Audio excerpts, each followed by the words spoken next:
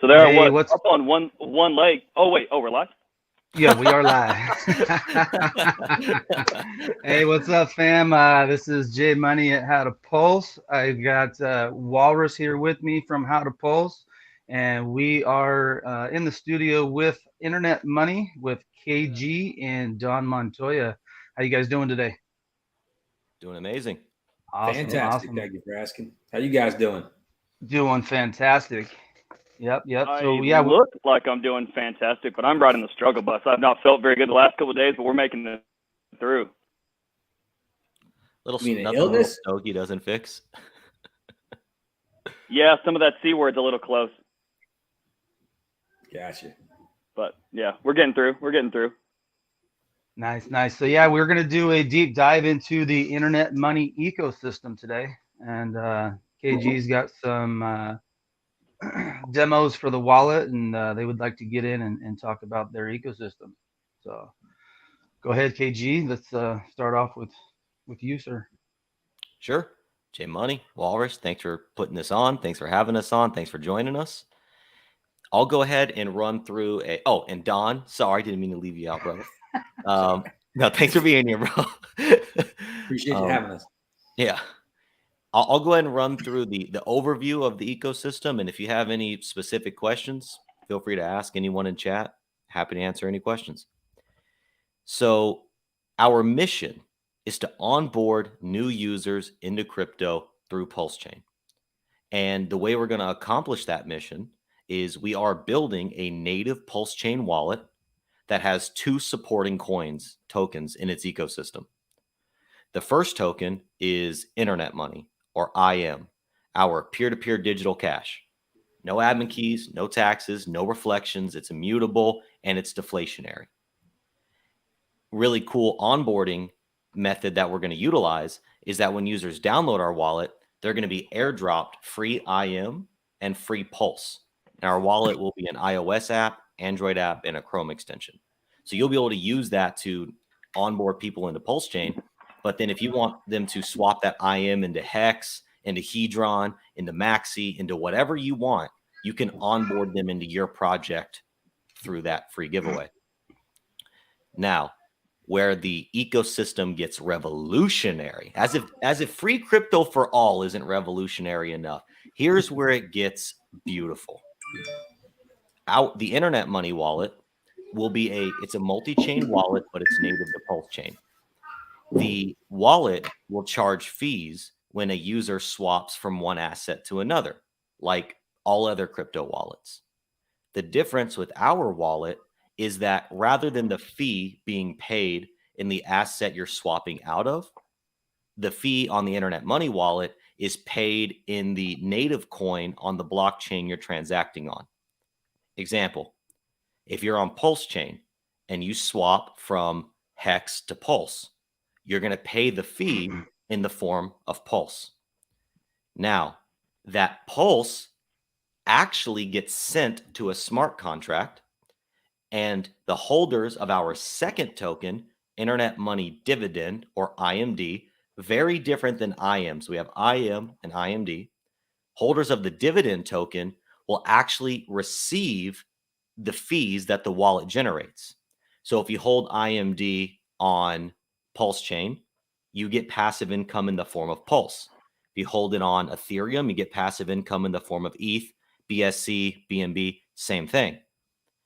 What makes the dividend token additionally cool is you don't have to stake it, delegate it, or lock it up in any way, shape, or form. All you have to do is hold it in a wallet you own the private keys to, and you can claim your rewards as frequently as every block if you want. You can literally watch your rewards build up in real time as the wallet processes transactions. Now, okay, or you can let it ride for 2, 3, 5 years. It doesn't matter. There's no time constraints. And we are officially the first tokenized wallet in the crypto space. That's the high level overview. I dig it. Cool. That's awesome. And there's a lot of cool stuff there. I got a couple of questions I'd like to chime in. One is, what made you guys go with the two token system? Well, we recognize that there are some tokens that are made for transacting and some that are made for other purposes. So we recognize that people weren't going to be transacting with the dividend token. There'd be no need. Just like, do you transact with your chain link? Do you transact with your hex? No, they're made for different things. Maybe chain link, but hex, for example. So the internet money, the IM, is literally branded and geared towards it moving hands. So we wanted to create separation there. Very cool. So that's neat, and that makes sense. And I think that that's something that doesn't kind of get talked about enough in the space where, you know, a lot of people in their traditional, they're so comfortable with like, hey, I just do everything in dollars. Like, why do I need so many tokens? And I think, again, that's some of that vocabulary, right? Like, yeah, maybe you only use dollars, but don't you have a 401k? Like, don't you have stock? You know, think about all the things that we own just or tools in these markets, right, that we just don't have tokenized, right? So I think some of that is even just trying to, that was the reason I asked, right? Like, why is there two tokens here and there's a token here and a token here? They're better expressions, right, of like how to separate these things and make sure that they're really useful. So yeah, that's cool. That's why I want to make sure you got asked. The other is, that's really, really unique that you guys don't have to have a staking contract to be able to do those rewards. You guys want to explain some of the tech there? Because that's really cool stuff, like underrated cool. Thank you. And we agree. So the way that the actual flow happens is a transaction occurs, that the fee, the pulse, the ETH, the BNB, whatever, gets sent to its own smart contract. And if you're holding the dividend token, the smart contract recognizes your portion of the existing pool and it calculates your balance as the blocks process. So whenever you choose, the user does have to pay the gas to claim, but the rewards just stack up until you actually hit that claim button. And then if you sell your dividend token, the smart contract actually reserves your balance until you claim. Nice. So Neat. it stays so in there. The claiming mechanic. So I want to work through that because that's really, really cool. And I like, sometimes I think we pass over things that are just really cool in the space because we kind of get to like, where's my dividend? Yeah. That's neat tech there. So the way you guys have actually written the contract is that the allocation of reward is essentially like per token. So whenever you're basically, your token is sort of works as a receipt to go through to claim into this reward pool, right? Exactly. And there's a fixed supply of 2 billion. So it doesn't inflate, it doesn't deflate. It's just 2 billion. So they kind of represent shares of the fee pool.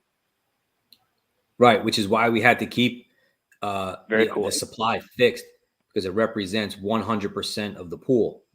But we wanted to keep it fungible, even though it acts like a non-fungible token. It's actually a fungible token where you can have, let's say you like the performance, but you need to cash out. Your daughter's getting married. You need to buy a kidney off the black market, whatever the case may be. You know, and you have a place to sell the IMD. You can sell off a portion of your IMD and still keep a portion. But no matter where the IMD moves, it's going to follow the contract, which is also why we have to wait until the wallet is released and that smart contract is complete, because we have to tie the token into the wallet fees, and it all has to be tied into one.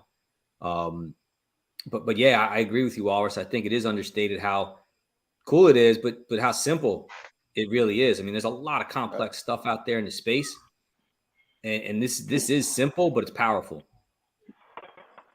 Yeah, let me touch on a few points too that again are interesting. That they're sort of edge use cases, but we've seen things with like Celsius, bridge contracts is a big one that I would claim here. So if you don't have to stake or delegate or do some of these things, which there's lots of reasons for those, right? But if you're able to do that without without moving your token, then you're able to minimize some smart contract risk there, right?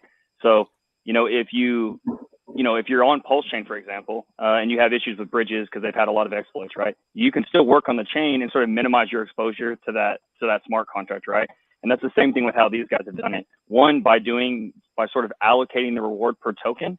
That's less computation on the backside. So it's simpler, it's more gas efficient, it's less likely to have bugs, all these kind of cool stuff, right? Like on blockchains, being simple is being elegant because you're minimizing surface. So that's very gas efficient. And then the other side is So there is some risk because there's a treasury, right? Like there's some wallet smart contract address with a lot of funds. So there is still some of that exposure, but your tokens aren't there, right? So this is something that's simple, very gas efficient, and more secure for the users. So on top of being neat and not having, there's a few clicks you don't have to interact with. There's one less contract you have to interact with less often. So that's really cool stuff. That's neat mechanics. It's a little different than what's been done, and I applaud that. So cool stuff, guys. And you actually just brought up a really good point. So yes, the rewards themselves are stored in the smart contract, but the tokens that generate the rewards you hold in your wallet, your keys the entire time. So right. That is a very cool separation there. Great point. Very cool. Trustless. Exactly. It's what we look for in this community. It's what Richard's taught us, right? Absolutely. Yep. Oh yeah, and the dividend token is immutable, no admin keys. Very cool. Yep. So how would this compare to, say, a MetaMask? So our wallet actually has a lot of functionality that MetaMask has. Mm-hmm. So, you won't be losing out by making the switch. But the major differences are the simplicity and the user interface. Because MetaMask, yes, we've all know and use MetaMask at this point, but for the new user, it's not really self-explanatory. And some of their processes are clunky and complex for the newer person. Sure. Simple things like adding in RPC settings. We say simple things, but to someone who's never been into crypto, okay, hey, go download MetaMask, this thing you're not comfortable with. Go to this website, get these RPC settings. Okay, stuff like that. The Internet Money Wallet. What website? What's RPC? Exactly. You know what I mean? Like there's layers of interactions there. And what we would think of is that's something I wouldn't even communicate to Jay, Money, Don, or you to do something. But if we're legit talking about a new user, I just introduced 5 steps that actually need explanation. Yeah. Yep. And it's exactly. And so in that example, one thing we're doing is the major chains and the community requested chains, we're going to have those pre-populated into the app. So they'll download the app, they'll be on Pulse Chain, but then they can just hit networks and switch to Ethereum, BSC, Avalanche, whatever is preloaded. And then for the obscure chains, of course, we can still, do custom RPCs. But the entire flow, the entire user interface, every single conversation around what are we going to put here? What does this button do? Every single thing is geared around self-explanation and user friendliness. So that way, newer people in the crypto space can feel comfortable and familiar with the technology they're using. Nice. So I think. Oh, go ahead, Walrus. If you had a comment on that, I was going to ask a different question. Go ahead. Yeah. So I don't know if you guys have gotten to this stage of that development. This is a little down the woodworks, but I know one of the things that has sort of spurred on some of the issues with MetaMask is the geofencing and things that went on sort of on the political side. Have you guys sort of investigated that? What's your guys' kind of stance there? Have you guys worked through some of that infrastructure yet? Ultimately, currently, we're still bound to the existing technology in that field. One thing that we would love, and Don, I'll let you dive a little deeper into this, but one thing that we would love to do and is a part of our future roadmap is developing our own versions of things like Infura so that we don't have to subscribe to those restrictions. Very cool. Yeah, there is a huge rabbit hole once you start diving into talking about decentralized node networks. But there are some members of our community, which I'm sure you're aware of, that have started the process of, opening that Pandora's box.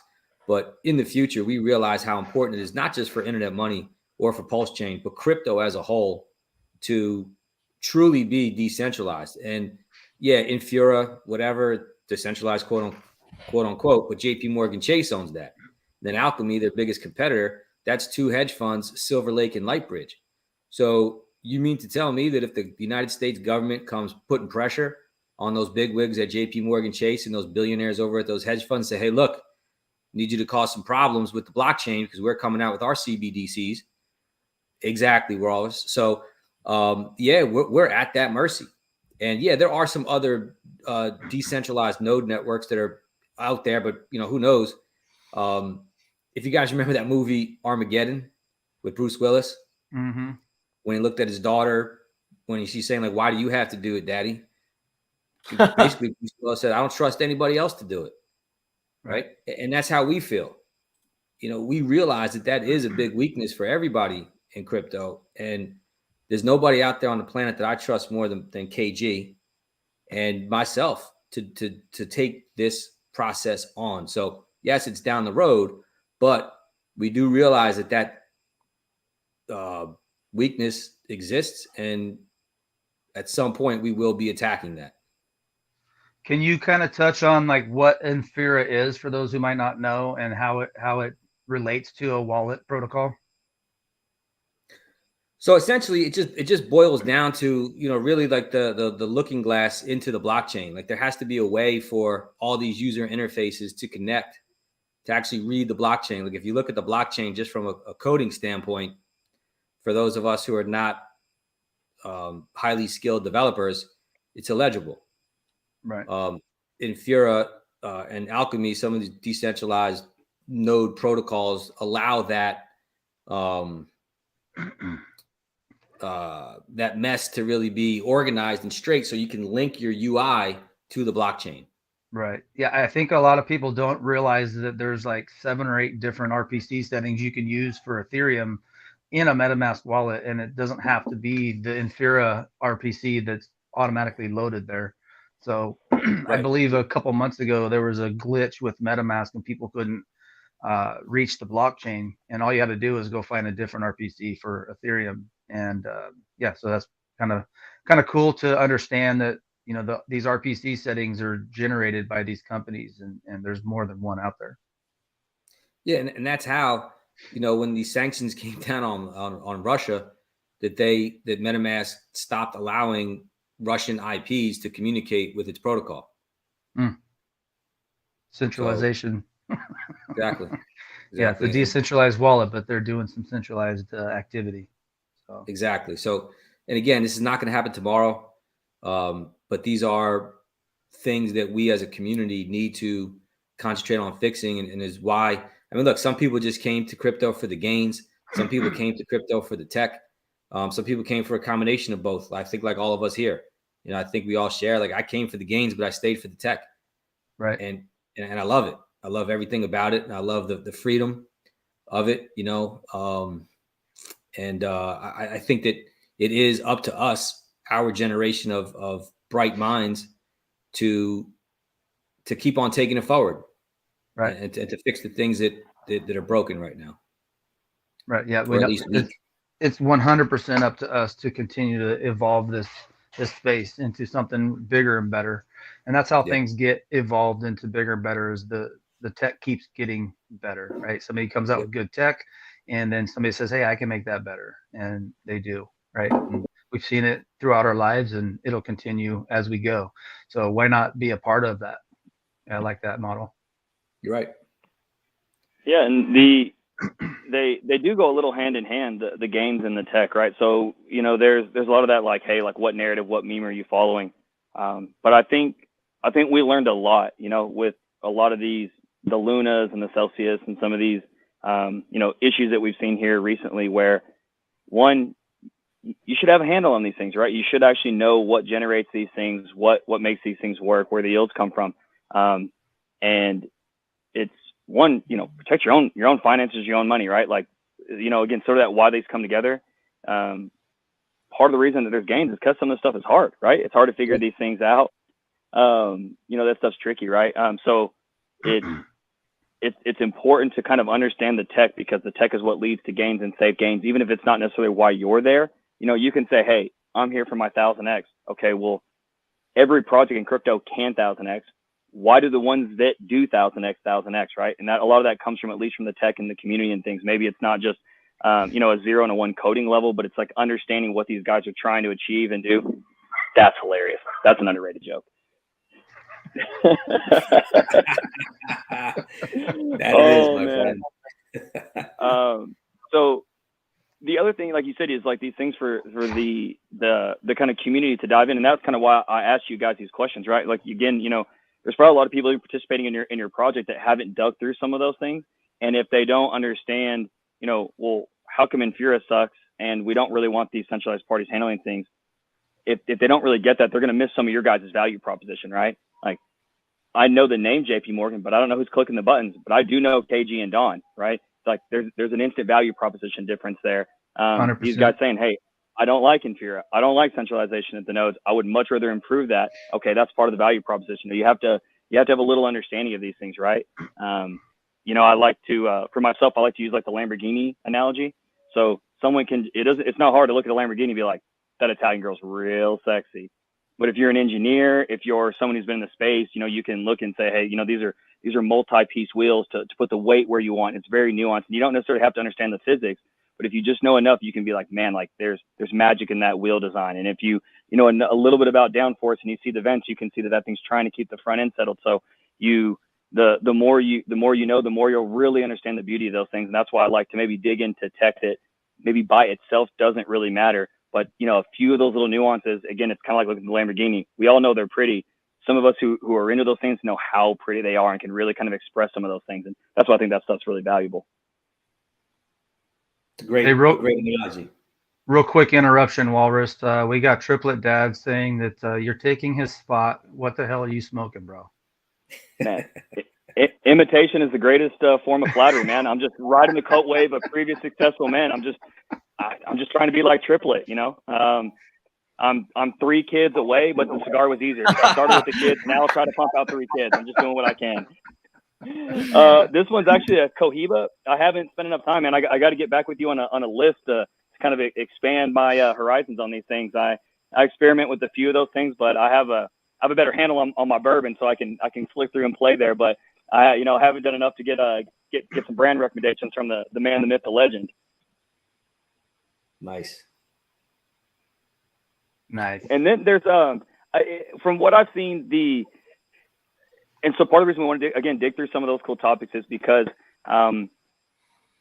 there's one we want people to be informed, right? We just want people to really understand how cool these things are, and the other is to sort of like handle FUD before it comes, right? So if someone goes and sees something, they don't just like knee jerk or like write up things. Like we've seen this with Hex and a lot of things where people like half understand some of the contract and then just put out terrible content. So, we want to dig through some of those cool things. Like why is there 2 tokens? Why is this designed this way? It's neat, right? People feel better and it deals with anxiety. I actually have a response to, I think, what is the biggest kind of criticism with your guys' project. I want to let you guys go first. So a big one is like, hey, RH at some point in the future has devs and is going to build a wallet. And so this thing's useless and stupid and you guys are wasting your time and all our time. So I want to let you guys respond to that, and then I have a little input as well. So I'll let y'all take it away. All right. I'm excited to hear your input. Ultimately, the main crux of our response to that is this. We don't know what Richard Hart is doing, so we can only speak to what we're doing, right? We know we're the first tokenized wallet in the crypto space. We know that we're giving everybody that downloads our wallet the opportunity to claim free crypto. We know that our entire design and approach is to introduce crypto to the 97% of people on the face of this planet that don't access the crypto space at this time. So the analogy that we like to run with is, let's pretend that Richard Hart captures 100% of the entire Pulse chain ecosystem. He captures all 300,000 strong. There are still 8 billion more people on the face of this planet. 300,000, as amazing of a number as that is, there's still plenty of market share. And our branding, yeah, exactly. And internet money, it's hard to beat that in terms of like describing the product that they're getting into. So that would be my response to that. And I'd like to chime in too. And another thing that I like to think about also is, first of all, we know that at least the people who sacrifice for IMD will be using the wallet. So he's not getting all 300,000. He's not getting me and KG either. So there's a handful of people right there. But 2,999,998 is all he can capture. Bare minimum. Completely max. Yep. But also in all reality, I mean, Rich is great. He puts out great stuff. Let him put out a stable coin, privacy coin, all these other things, fiat on ramps, a decentralized exchange, all these things that also need to get done, which you probably start entering into. That's going to take his focus. And listen, he probably can manage 15 projects at once, but I don't think he can manage those projects all at once better than KG, myself, our 2 project managers, our CTO, and our 9 developers can manage it. That's all we're going to be concentrating on, is not only creating the best wallet, but continuing on a daily basis. Hey, look, don't expect profit from our work, but we expect our wallet for ourselves to be the best thing on the planet, and we're not going to stop. And that's all we're focusing on. We're not focusing on anything else. So, Great point. And Walrus, I'd love to hear what you have to say. Yeah. So again, I just, with pretty much every project, you guys know, I try to be relatively balanced on how I like to look at a lot of things. I always say, like, the truth's really resilient. You don't have to be gentle with it. So, like, if there's big criticism, like, let's just talk about the criticisms, right? There's no point in hiding from these things. And so one, I kind of co-sign your guys' methodology there, right? Like, there's a lot of space, there's a lot of cool things to build. Where I would sort of push back is, again, there's just a lot of users, a lot of space, a lot of different reasons to participate in different parts of the ecosystem. But we already have multiple wallets that use different functions. So you guys know I'm a huge fan of Gnosis. I don't really use Staker. Staker app's awesome. The guys are awesome. Their customer support is awesome. Setting that thing up to where people can use these things, mobile, and have some flexibility with the smart wallet side about paying fees and everything. Staker's great. It's cool. It's awesome. I recommend people with it all the time. I've helped onboard people with it all the time. All the use it because it's an easy.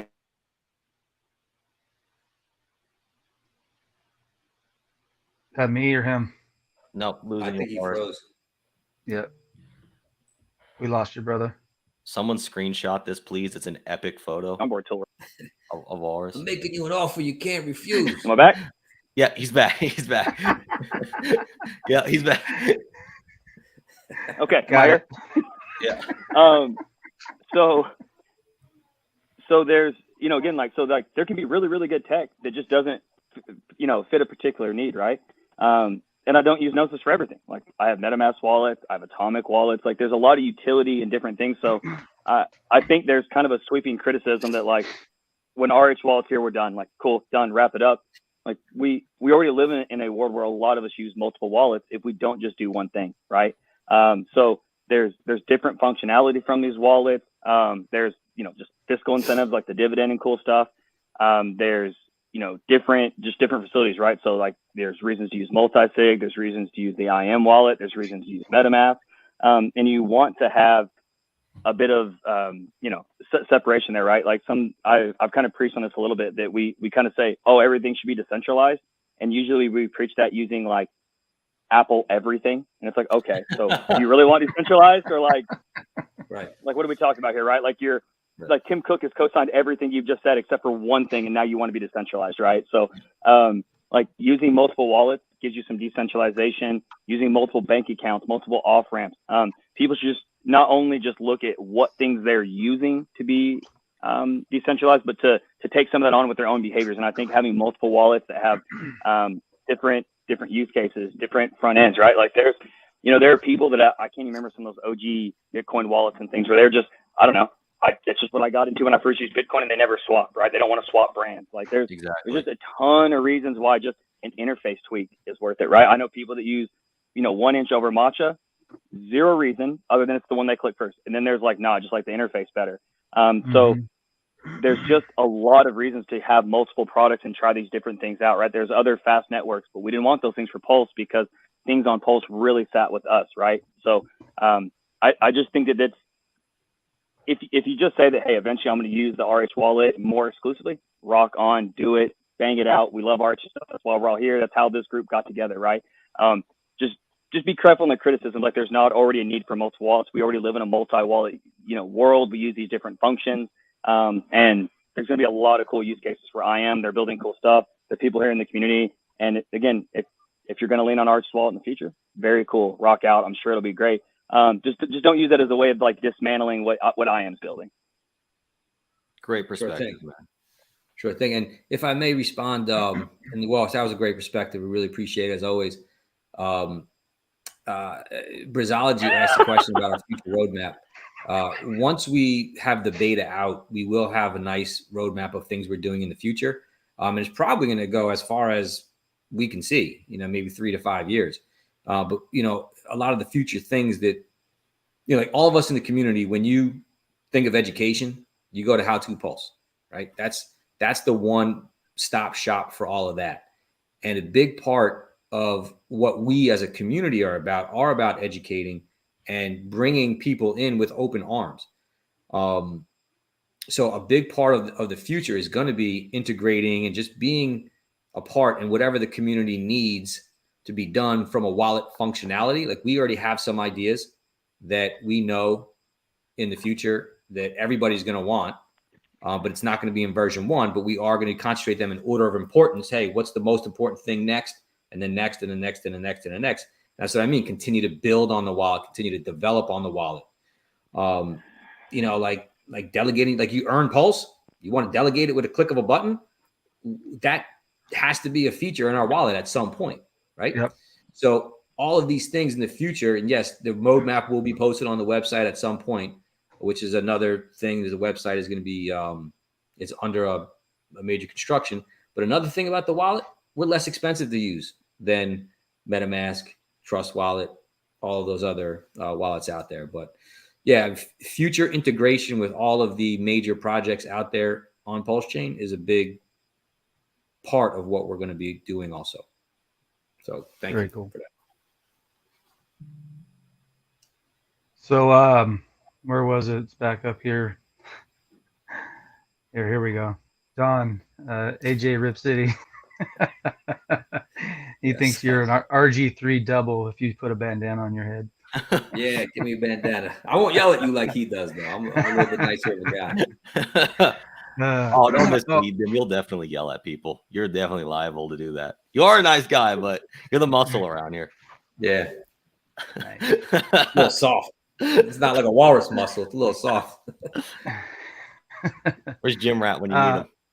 Yeah. So I wanted to kind of turn the table a little bit, and obviously I have a heart for security, and I've put a lot of efforts into that with the How to Pulse website and whatnot. A, are you going to have a capability of hardware wallets? And B, which brands are you guys introducing to the system? So, like I said, we're building an iOS app, an Android app, and a Chrome extension. So for the Chrome extension, we will have hardware wallet support version 1. And that'll most likely, definitely support Ledger and Trezor, but most likely basically whatever MetaMask can support. It'll probably be, on par with that. Okay. As far as the mobile app, it is on the roadmap. We're working to get into version 1, but we want to have Bluetooth hardware support. And also we want to support, Ledger can actually plug directly into Android. So right. There are more limited options, but having whatever options are possible for mobile as well. Well, let me ask you this: on any of those apps interfaces, is your seed word stored within the wallet, and are they accessible to the user? They're not stored within the wallet itself. Well, I guess technically you can make the case that it is. They are accessible to the user, but they're stored in a unique instance and encrypted. So if the user deletes the app, then the seed goes with it. It's not left behind on the device. Right. So, because currently, as you know, with like MetaMask, if you get into your MetaMask, you can go into the settings and you can extract those seeds and you can see them on the screen again. So I think that's the biggest threat vector when it comes to that section, right? So if that wasn't the case, like let's just say that the seeds weren't reintroduced to you on the screen, but you had the ability to test and check your seeds, right? That might be an angle we can take that would be a little more secure, because that's really how all these people get rinsed when they, if they do get hacked. Obviously, if you get scammed and give away your seeds, I mean that's on you, right? But if somebody's to put a keylogger or something on your computer, there's just, if there was no way to extract those seeds, is what I'm getting at. Like, that would take a lot of the risk factor away from people and their security. We hear you on that. I don't know if it's possible, Right. because you have to have some way for people to go back and see it, because they could say, sure, I wrote it down. Right. But what if they didn't? They're Right. screwed if they can't see it again.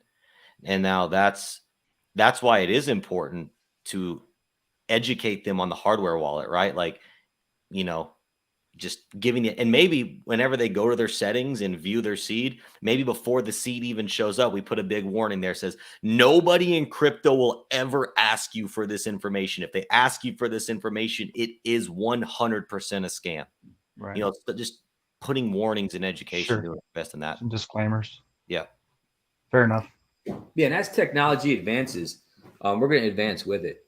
I believe there's, we're working on a few things that I don't really want to talk about now, just in case competitors are listening.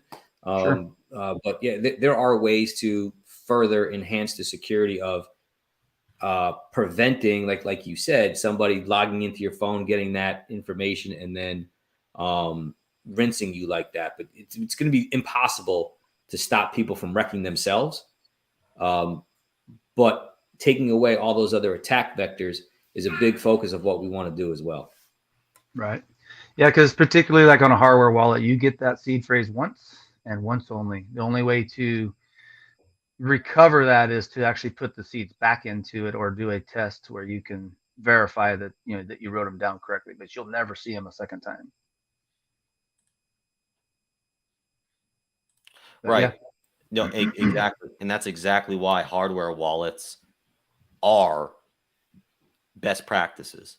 Right. But in living in the world of onboarding the new user, it's not a realistic approach to say, hey, before you ever download an app, and even before getting this free crypto, you need to go spend $100 on tech you may not even believe in, just before you can start playing around with it. So there's like, most people that get onboarded into crypto, they don't onboard themselves. They have like a guide into the crypto space. So as long as we, as the guides, through the technology, we give education, we give warnings, but then we, as the guides for the people we bring in, hey, before you put any real money in, it's worth the $50 to $100 investment to get this thing. And then you can be there to help them set up. And, maybe in the future, there's partnerships. We can partner with Ledger and Trezor and like offer discounts and, introduce a way to buy the hardware wallets through the, all types of things like that, making it easier and more approachable. Right. You want to pop up your demo and give us a look-see? Sure. Happy to. I get excited every time I see it. Sorry, Walrus. I just realized that you were dropped off there. My bad. No worries, brother. I'm having a little bit of internet issues, but I was able to catch most of all of it. So it's good stuff, man. I love to hear what these guys have to say. Bless you. All right. So I'm going to go ahead and share this. It is being shared. There we go. All right. So quick disclaimer. Anything that you see here on, wrong one. Sorry. Okay. Anything that you see here on the wallet is subject to change. This is demo, and you're only viewing the dark mode version of the wallet. So when a user downloads the wallet, we recognize there are two different user bases. We have people who are experienced with crypto and people who are new to crypto. The experienced to crypto is the same flow as the new to crypto, just minus the additional education and hand holding in the beginning. Very cool. Love that. Love that. So it might be a little buggy because when I stream, it kind of run slow. So I won't sit here and read all this because we're actually working through what the most effective way to do this is. But effectively, there's going to be a few screens of very important education early on. What is your seed phrase? And the most important rule, not your keys, not your coins, that we want that to be the first thing they understand about the crypto space, because we don't want Celsius situations. So we'll have a few screens of education, preparing them for what they're about to get into. Then it'll take them right into setting up a password. Now, we're still working through if the password will be mandatory or not. And obviously there's security implications one way and then user freedom implications the other way. So we're kind of like working through the philosophy of that right now. But let's say for the purpose of this flow, we require the password. And this is a password to access the app, nothing else. Okay. And I think this is kind of neat here, just quickly. Just what we were getting at a second ago, right? Is like there's different strokes for different folks. The same user has multiple needs for wallets. So even inside of this wallet, there's a bit of a Y in the road. Like, hey, you just need a wallet. You've done this before. KG, you've hung out with the community, or like, hey, buddy, here's crypto, and we want, I'm not even teasing them, right? We want it to be that easy, right? Like you want to be able to spoon feed it. Exactly. Spoon feed, exactly. So, all right, exactly, 100%. I agree. So now the seed phrase has been generated. Again, we're giving them a little warning before they reveal it. If they created a password, we may ask them to type it in again. Again, still working through that philosophy. There's philosophy on every screen, on every word, right? There's philosophy. You guys are developing. You know what I'm talking about. Mm-hmm. So, all right, they'll go to reveal. And we're actually doing a 24-word seed instead of a 12. Beautiful. So little additional security there. They Walrus's golf clap. Oh yeah, he's like 24 words. Oh, well done. Well done. Fantastic. Love the golf. All right. So they'll have to confirm that they've stored it, and then you're in the wallet. Now, if there's anything you guys want me to click on, or I can kind of just run through the overall like flow that we've got. Oh man, hammer it out. Okay. Sure. So the first thing that a user is going to see when they download the wallet, it's going to be this present box. Now, it's not obvious now, but we might make it glow. We might, we're going to make it some way that it's just, this is obvious that this is the first thing they see. What clicking this is going to allow is this is where that user is going to claim their free pulse and their free IM. So it's not a mandatory requirement, but it's optional. And for influencers like yourselves, you might appreciate this.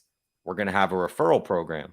So if people download the wallet using your link, you will get free internet money, and the person who downloaded the wallet will get an additional percentage of internet money on their initial claim. So it's going to give incentive to use the referral code. Now, we're also next to that, you see this little question mark. We are going to have 24/7, 365 tech support with the wallet. And depending on the severity of the issue, depends on obviously the response time from the tech support team. Hey, I can't send my crypto. That's severity 1. Hey, it's white where it should be yellow. That's not high on the priority list. So the issues are prioritized. Now, you see we have all the accounts displayed here. You have the total portfolio value. One really cool thing, simple but cool, a hide balances button. So not only does it hide your balances, but it hides the wallet addresses as well. And this is important for 2 reasons. Reason number 1 is when you're walking through your friends and family through the technology that you're trying to onboard into, you don't have to show everybody what you're worth. And secondly, there is a use case to be made for the value of bringing adoption to a technology in the crypto space through tutorials. So now when influencers run tutorials through our wallet, hey, how do you get your favorite Pulse coin or your favorite Ethereum coin? Hide their balances. It's a very important feature that I think gets overlooked by a lot of wallets. Yeah, very cool. So another thing we're doing real quick, KG, before you continue, I have to jump off stream. Yep. But I just want to say, J Money, Walrus, thank you for hosting us. Really appreciate it. And really appreciate everything you do for the community too. How to Pulse is the best website out there. Love what you guys are doing. And everybody in chat, thank you guys for joining us and listening to us today. And hope you all have a blessed weekend. Right on, Don. Be Appreciate safe, you guys. Don. Thanks for jumping Peace. on, man. Later, We've Don. talked Thanks a for lot, being but here. first time to be on stream, man. Appreciate it. Yep. Good seeing you. Thank you for everything. Thanks, brother. Of course. Bye. All right, later. So we have the transactions all organized in one place next to the accounts. So all your transactions across all your accounts will appear here, and you'll actually be able to filter them by account and by type of transaction, rather than having to go into the account level. And even in MetaMask, it's kind of clunky. They don't all show up. So there's that. And then we'll go into the account here in just a moment, because that's where it gets really cool in Walrus. And I think you'll like some of the stuff behind that. But last things down here is on the navigation tab, you'll have your networks. And this is where the user will just be able to click between the different networks, as well as add their own custom RPCs. If you're an IMD holder, you'll have, clean user interface to track your IMD stats, your reward stats. But also, if you're not an IMD holder, it's bullish because it'll be a sellable opportunity, right? Because we'll put, what the heck is IMD? Why is this in my app? We'll have a resources tab, which will definitely be linking to How to Pulse a lot, but a place for all types of whatever, security, legal, fun, news, whatever, right from the app. Nice. Very cool. And then here's where I think, so there's also a balance, right? You can't just lean on the new user, because the more advanced users are trading. They're the ones creating volume. So let's run into an account. So we're actually going to build out a chart per the account level. And how is this chart going to work? Well, it's going to track the health of the assets that are stored in that account. And now here's another question, or another feature that's different than MetaMask, where MetaMask gets its price feeds from CoinMarketCap. And actually, they don't even get price feeds for Binance. It's pretty silly. So why not get the price feeds from the DEXs themselves? And that way, even the newest token, the most obscure token, creates a liquidity pool, our tech refreshes, and then now its value is considered in the wallet, and you can track your entire portfolio. Nice. So that's one feature that we're working on that we're really proud of.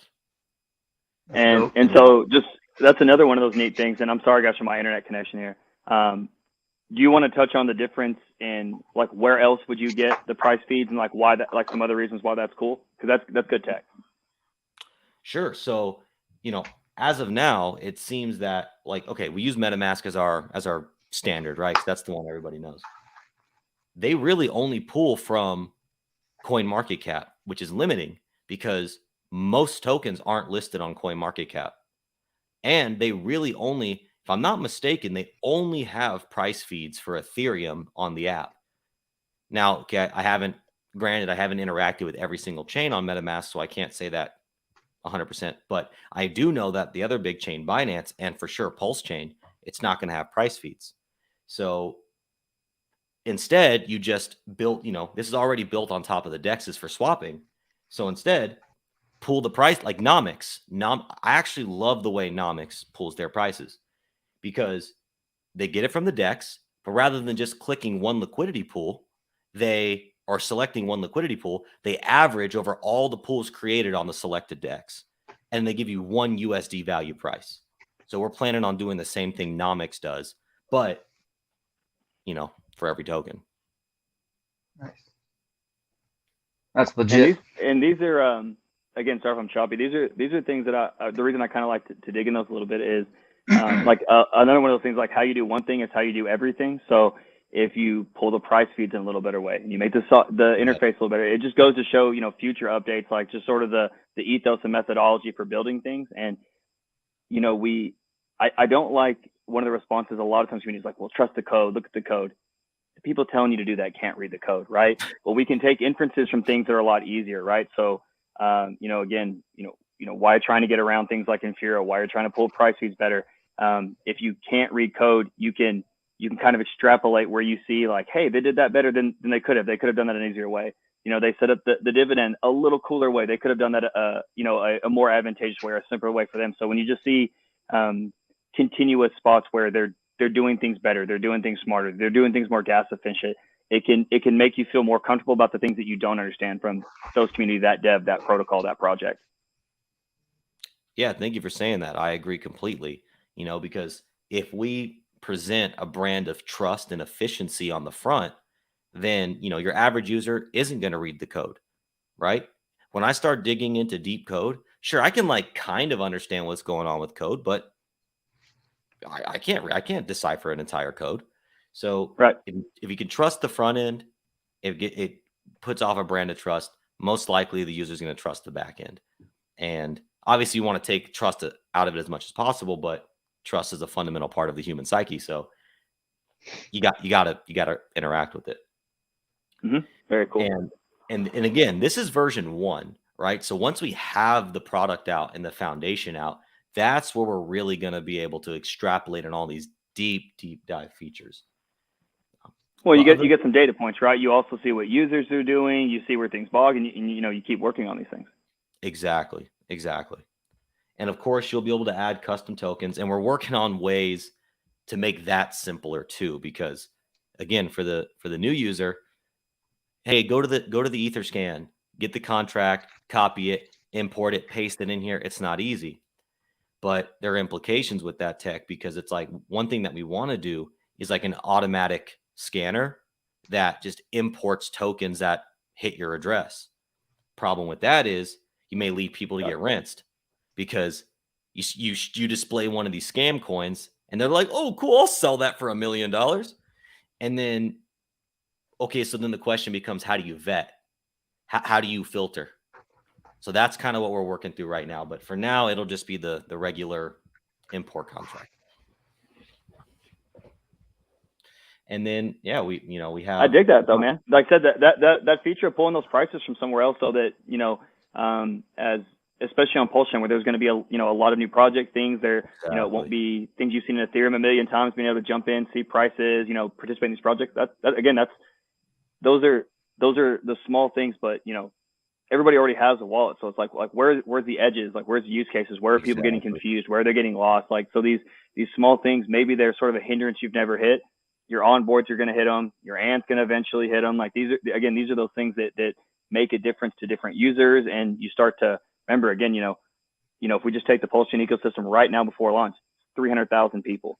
Like there's 300,000 variations of skill cap and ways they click buttons. Me and Jay Money, we went and set up graphene phones or hardware. And as you go through these things, it's what laptop are these people using? Are they native English? You dig through and you just find all these little edge cases where even someone savvy just is like, what does this thing work? So these things are cool. These things are important. And again, I like to hammer on those things. They mean a lot when you're doing things at a really, really big scale, even if they don't affect you directly. Like that stuff's cool. That's good tech. That's a good design. Man, I'm glad you feel that way. I really am. And I agree with what you're saying. And, we want to give basically every demographic an incentive to use. Okay. So just because we're doing different price feed tech. All right. So let's implement watch only addresses. You don't want to import your seed. You don't want to run your money through here. Well, maybe we just give you can watch your favorite addresses and still utilize the price feed, just. That would be cool. Yep. So it just becomes like once we have the base, once we have that MVP in that version 1, it's like it's game on from there. Version 10 is going to be a very different, not look, but different in terms of feature set wallet. Yeah. And you brought up earlier, like there's philosophy, there's particular on the wordings. There's also just like a sense of congruency, right? So,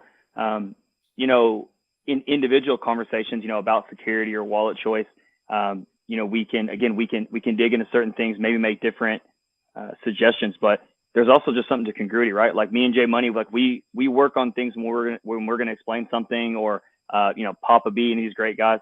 I don't want my wording to be different than Papa B's, because we're saying this to tens of thousands of people.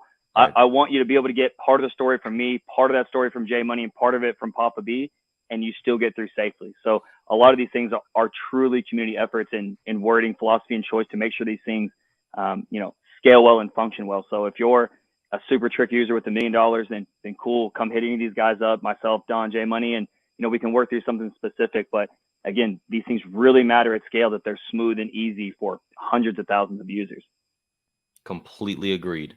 And you're right. Us as the representatives, effectively, of this ecosystem, we need to effectively be saying the same things, not be parrots. We can have our own perspectives and angles, but the ultimate sentiment should be, hey, you could talk to Walrus, you could talk to KG, you could talk to Jay Money, and we're all going to steer you in that right, healthy direction. Mm-hmm. Right. Yeah, the flow of the information should be the same, exactly. Brizology just brought up a good point here. KG says, maybe when new coins hit your wallet, present it in a box at the top right. It's glowing, just to confirm, but then warning people that they need to do their own research before interacting with that coin. So maybe a little disclaimer on that. We've considered something like that. We've even considered doing like a community voting system where, but see, then that gets weird, because then you could get malicious actors who just don't like a coin. There's like some weird angle to everything. Right. There's no blessing. That's one of the reasons we haven't really done a lot of like third-party analyze, for all these token projects. Is it's difficult to put your opinion or to deep dive into this for somebody, and then your name's now on it, right? Exactly. And if somebody gets wrecked or rinsed, they're going to come back to you and say, hey, you said that this was a good project. And it's tough to put yourself in that position from a legal standpoint. Exactly. And exactly. And okay, so let's say we do the community voting system. All right. Someone creates some obscure bot that comes in and votes their token 1 million positives. It's like, okay, well, there's sorry to jump in. There's another one that I used. I was talking to another community, and it's 2 points there. One, some of these things too, like you brought up voting. There's a bit of a trick there. To one, when you sort of vote on these, like you said, to putting your name out there on a project, sometimes you're just wrong. You know what I mean? And that's why I think that we should. I mean, again, there's a perfect example. You can't see rug pull in the code. So I'll look through let's say that I even am capable of looking through the code. I look through, but it doesn't mean that I don't know that the guy is just going to rug pull, right? I can't see those things.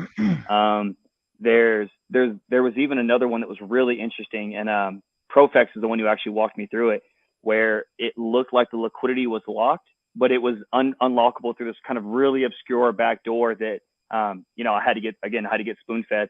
So it's tough. And some of these things, again, if we're not talking about an actual scam, I'm not talking about like a rug pull or some of those things, we should bake in to some degree being wrong on your evaluation and giving these things a chance to work through, and still helping people build cool projects, and experiment a little bit. A lot of these things are social experiments still at this point. And then the other point when it comes to that voting that's interesting, there's he actually teaches now, but he does some comedy. He's a really interesting guy, and I can't remember his name to save my life. Story where he's talking about there's this family, and they're actually sitting around doing nothing in the middle of Texas one day, and the father, the husband, is sitting there, and he sees the wife bored, and he's like, well, honey, you want to drive in and go eat at this restaurant? And she says yes. And then she asks their daughter, and the daughter says yes, and the daughter asked her friend, and she says yes. So everybody said yes. But what's interesting is the friend only went because the daughter was going. The daughter went because the parents thought she wanted to come. Mama thought that's what the husband wanted to do, and the husband only asked the mom because he thought she was bored. So everyone said yes, but no one actually wanted to go. So there's really weird things that can go on with like social enforcement about when you're getting information and what's going on here. Sure. You may not vote, you may vote. So there's even things about like voting that can be really, really tricky. And they're interesting things to explore there. So yeah, it's funny. A lot of things can seem really, really simple, but at big scale, simple things can get tricky. Absolutely. And it's actually the simplification process that is the most complex, because you're taking these obscure ideas and distilling them down. If you want to get real occult with it, you're performing the alchemical process on these things, right? You want to create the essence, because the essence is the most easily digestible. And creating the essence is what takes all the work. Yeah, for sure. Very cool. Something else you showed on here a second ago.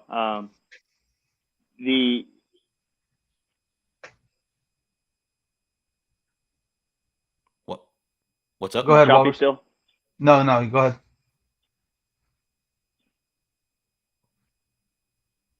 Can you hear us? We could hear you.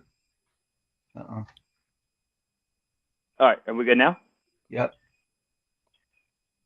Okay. You're able to pull up those accounts, and you can actually look at the transactions from every public address you're using with that same seed. Yep. That's neat. There's Yep. And you can actually there's a couple of filter things that it, too. Cardano does neat about that, so that's cool. Yeah, that's really cool stuff. Yeah, like, one thing too that we're running into is, like, along the way we're showing the app to like non-crypto users, and hey, does this make sense to you? And one thing we're noticing is that a lot of the newer crypto users, they want technology that mirrors, or at least is familiar to, the legacy finance apps. So it's Right. kind of making it a cohesive transition. Like, oh, I'm used to doing that on my Wells Fargo app. I'm used to, whatever.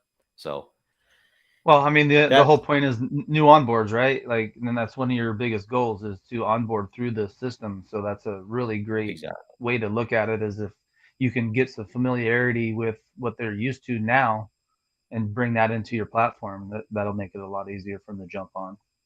Exactly. Yep. Well, unless you guys want to see anything specific, that's all I have for the demo. Okay. I would like to open up to, we have 26 people in the chat. If anybody has any questions for KG specifically, go ahead and start popping those out and we'll run through those. Otherwise, we can kind of BS here for a little bit. And Yeah, one of the things that to me is, again, I'll just talk up KG a little bit. So he's someone I've got a chance to meet in person, get a chance to see his disposition, and this is a little bit of the cool thing about Pulse Chain. But this is just a particular instance where like if you have a question about a wallet or a project, like it's right here. You can just ask them questions, and being there for the community says a lot too, to come in and be able to see these things really grow and take shape and even make suggestions. That stuff is really, really valuable. So just one of those little things to pretty strong through the whole community, that most founders, most devs have been here to be like, oh, someone wants to jump on a stream. Cool. Let's get on it. So to me, that's been one of the coolest things about the community so far, is like, everyone's been here to come take their shots and speak through their projects. And so in getting a chance to see those things grow, just what led you to jump on the wallet, right? Like one of the things that I try to bring up for everyone is like, whatever resonates with you. There's so much going on in crypto. Find the stuff that you think is valuable. One, it'll keep you engaged. These things are really cool tech. But also, if you dig into something, you probably have something to come share us, right? So Sure. all of us, bounce things off of each other. What was it that spoke to you about like wallets, the design? Obviously, it's very much about onboarding. I know you're a very, very caring, open person, always wanting to keep a lot of inclusion. So what was it that really kind of drove you into the wallet? Sure. So, being involved in the community, we knew that we wanted to do our part to help. We're builders. Don and I, the founders, we've been entrepreneurs our whole life. Coming into this, I've actually run my own real estate business for going on 6 years now. So we know how to build, manage, develop. We're good at those things. We wanted to apply our skills to the Pulse Chain space. Well, we're also know that our other strength is interacting with people. And wallets are like the face almost of the crypto space, right? In order to interact with most other things, the average person needs a wallet. So we're very personable. We like people. We're good at talking to people. So we just felt like that's how we could really apply our strength. Actually, one of the first projects we were dipping our toes in the water was developing an Oracle, because we realized that Pulse needed that. Well, it just wasn't resonating, right? We just weren't the Oracle guys, really. Maybe down the road, who knows? But it just did not, like, our skill set is interaction with our fellow humans. So that's how we were able to bring our skills best to the table. Nice. And we knew Yeah, Pulse that's needed cool. it. That's one of those things that I've talked to Jay Money about a lot, and sometimes he it's funny how sometimes, I'm going to teach you a little bit, man. Like sometimes he gets like a little gun shy about some of his expertise and being in the space. But he does a really, really good job about being step 1, step 2, step 3. So part of the reason that security has done is, again, that same side, hey, I talk, I build. This is something that needs to get done. Jay Money resonates very well, where maybe he doesn't feel as comfortable telling the story, but he will absolutely tell you step by step how to do these things. And it's part of the reason he's so good at communicating security topics, So everyone, get in where you fit in with these things. Exactly. Absolutely. Exactly. I agree with that, Jay Money. Yes, you have an excellent way of articulating yourself. Sweet. Thank you. Appreciate that. Yeah, I'm a troubleshooter. I'm in the air conditioning business, so I've always been a troubleshooter, and then I've managed companies. So looking for efficient ways to do things, better, faster, cheaper. So yeah, it's just my mindset is just step 1, step 2. It's some things have to happen that way. Sure. So we do have a question here, or a statement. One feature Brizology would like to see one day is single-sided staking for IMD, so you can earn PLS and altcoins donated to the wallet from projects. So similar to what PulseX is doing.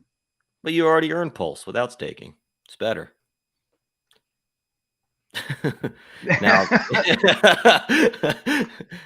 there you go. But as far as that's a good one, right? About the wording there. Do you want to touch on that one more time? So again, like there's people have seen single staking because they've been explaining PulseX. You guys have a little different route of accomplishing that. You want to just walk through that one more time? Sure. So with IMD and with IM, single, staking is kind of something we've considered with IM, which again is very different than the dividend token. The dividend token, IMD, you don't have to stake it. You don't have to delegate it. You don't have to lock it up.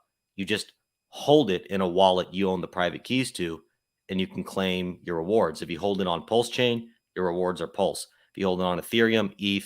If you hold it on BSC, BNB. So I love it too, because there's no sell pressure on the asset that generates you your yield.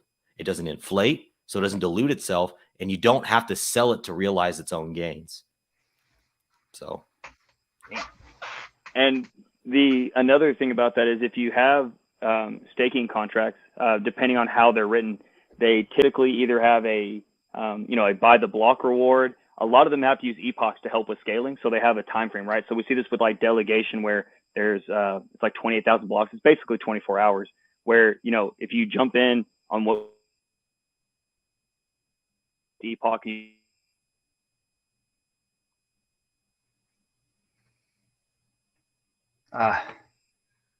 damn internet.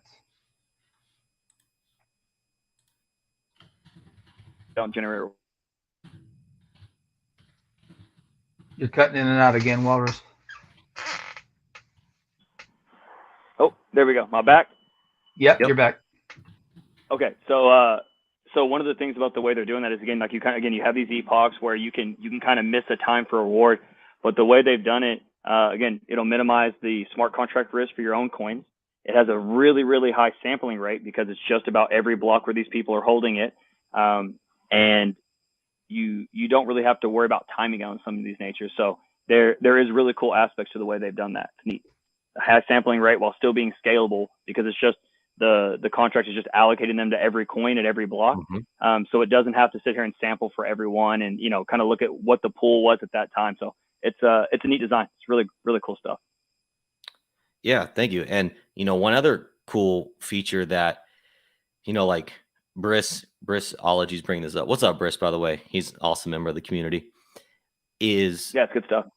Right. Making IMD more valuable as a token, which obviously there's importance to that if you want to exit your position of IMD. But the true value isn't in selling the token. The true value is in holding the token, because holding the token is what, like, you get. It's not like you're getting some weird, obscure third-party coin. You're literally getting the gas coin, the native coin, the most theoretically valuable coin on every blockchain. So we're not even creating a liquidity pool for IMD. So if the community wants to do that in a truly decentralized fashion, they'll be able to. One thing we're talking about doing, little alpha for you, that's on the roadmap, is creating an actual OT, or over-the-counter peer-to-peer marketplace where people can sell their IMD but not have to ever put it in a liquidity pool and never have to give up their rewards until the moment of the sale. Says, because if you add liquidity, then the liquidity pool is getting your Pulse, your ETH, your BNB. So it's like, so the value to us isn't in selling. But of course, people want to, so we have to obviously think about that. But Sure. But it's nice to have the yield and something else, right? This is the reason that PulseX has 2 tokens. The same thing. If you're, yielding in something else, that means if you do want to take profits with these things, you're selling down a different ticker symbol than that one there, right? Exactly. Which is largely underrated, because if you put sell pressure on the asset that you generate the reward in, then it hurts itself.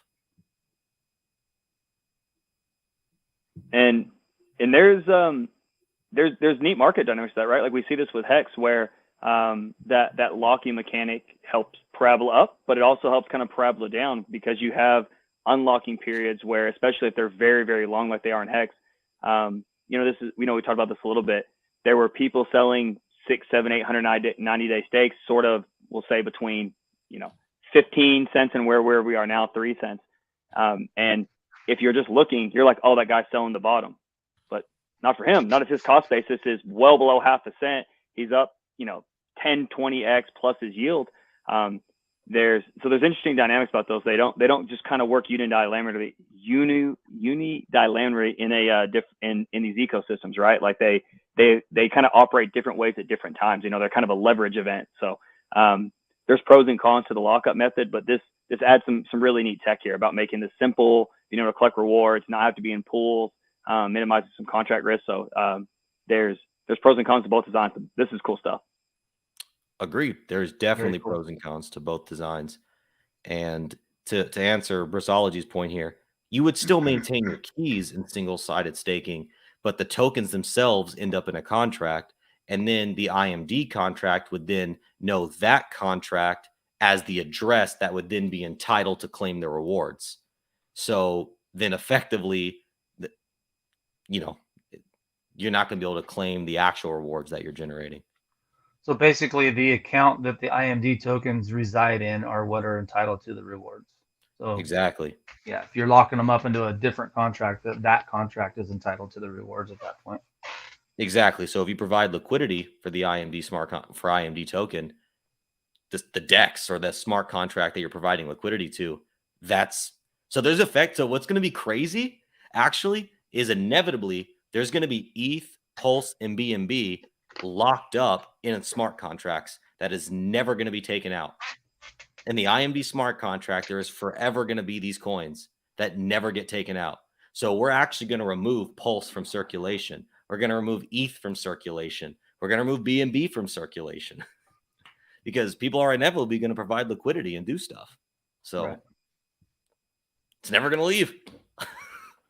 It's cool. Yep. Right on, man. Well, you want to say any closing statements, or we're sitting at about an hour and 15 minutes here. I think we've covered quite a bit of stuff. My only closing statements are thank you both for having us on. We are rebuilding the Internet Money website. It is not representative of our brand right now. We actually acquired internetmoney.io. If you go there now, it's not our site. Please, that's not us right now, but we've acquired it. So we're rebranding everything to internetmoney.io. And we have a beautiful website being built in the background right now. Very So cool. for now, the best way to get in touch with us is Twitter and Telegram at internetmoney.io. And if you want to get in touch with me, kg.money is my website. Absolutely, man. So community, thanks as always for joining us. We're going to start trying to do more and more content. It's always a net positive. Everyone's kind of got a little different feel and opinion. So we'd like to kind of get all the personalities together to work through some of these cool stuff, highlight cool tech, people building in the community. So as always, man, KG, thanks for coming on. Don's not here. We thank him again and appreciate everyone following along, man. J Money, you want to get that final word? Yeah, man. Just same sentiment. KG, thank you, sir. Appreciate everything you're doing for this community. I've seen you in chats, and we've connected on a couple different levels. Been on a few of your streams, so I always appreciate your sentiment and your value. So keep bringing the heat, brother. Appreciate everything you do. Likewise, and thank you for everybody who joined the stream. Make sure to like and subscribe to How To Pulse. Yes, sir. Hit that like button, fellas.